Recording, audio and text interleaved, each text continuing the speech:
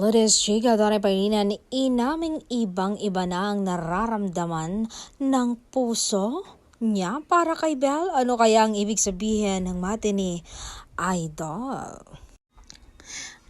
Sad niya, alam mo yon, hindi ko may paliwanag kung paano o bakit, pero sa dami ng tao sa mundo, si Belle lang ang nagparamdam sa akin ng ganito.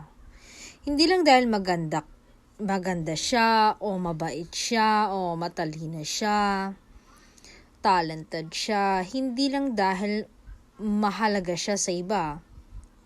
She's special to me because she make my world brighter in ways no one else can. Sa simpleng mga bagay, sa ngiti, parang kumpleto na yung araw ko. Alam niyo yun?